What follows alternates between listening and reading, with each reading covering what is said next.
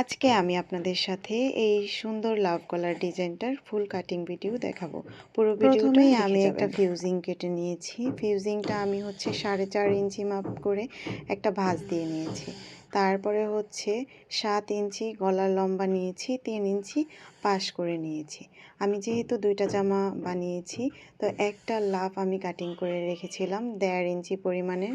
ওই লাফটা নিয়ে ওই লাফের মাপ অনুযায়ী আমি দাগ টেনে নিচ্ছি। আপনারা চাইলে আপনারাও আগে লাফটা কাটিং করে নিতে পারেন, দেন এভাবে দাগ টেনে নিতে পারেন। লাফের দাগ দেওয়া শেষ হয়ে গেলে তারপরে আমি লাফের সাইড থেকে 1 ইঞ্চির থেকেও একটু কম, 1.5 ইঞ্চিতে আমি একটা দাগ কেটে নিব। আমি যেভাবে আপনারা গলা কাটিং করে থাকেন, যে পরিমাণে মাপ নিয়ে থাকেন ওই পরিমাণে আপনারা দাগ দিয়ে নেবেন। আমি ভিডিওটা একটু বড় হবে, তারপরেও যদি একটু ধৈর্য সহকারে দেখে নিতে পারেন তাহলে আপনারা ফুল ভিডিওটা দেখলে আমি যে কিভাবে কাটিং করেছি লাভ গলাটা আপনারা শিখে নিতে পারবেন। তারপরে আমি সুন্দর করে শেপ দিয়ে নিলাম, যে লাভটার ডাবল পার্ট করে আমি শেপ দিয়ে নিয়েছি। এখন ওই যে মাঝখান থেকে যে আমার একটা রাউন্ড শেপ আসবে ওই শেপটা আমি দিয়ে নিলাম। আপনারা দেখেন আমি কিন্তু লাভের যে উঁচু অংশটা আছে ওইখান পর্যন্তই আমি দাগটা টেনেছি।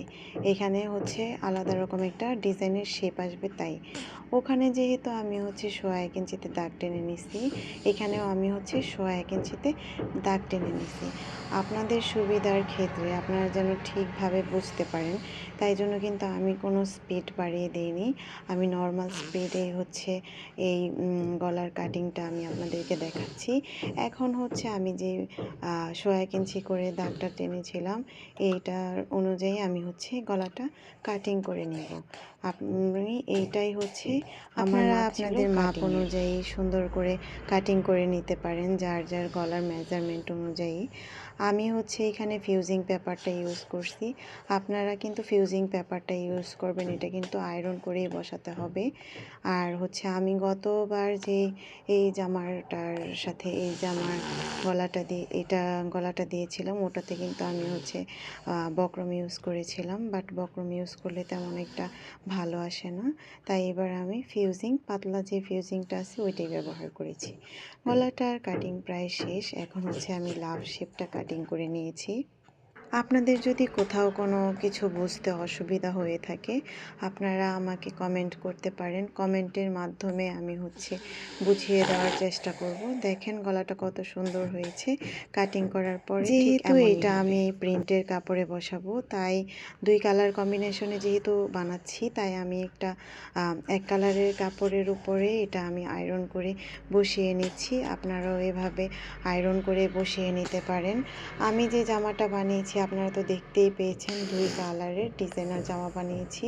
প্রিন্টের কালারের উপরে যদি এই এক কালারের কাপড়টা দিয়ে ওভাবে বর্ডার করে গলাটা করা হয় তাহলে কিন্তু অনেক বেশি সুন্দর লাগে। আর আপনারা চাইলে কিন্তু এক কালারের কাপড়ের বডি দিয়ে জামার সাথে আপনারা কিন্তু এই প্রিন্টের কাপড় দিয়ে আমি আমার মেজারমেন্ট অনুযায়ী বসিয়ে সৌন্দর্য বাড়িয়ে কাটিং করে নিচ্ছি।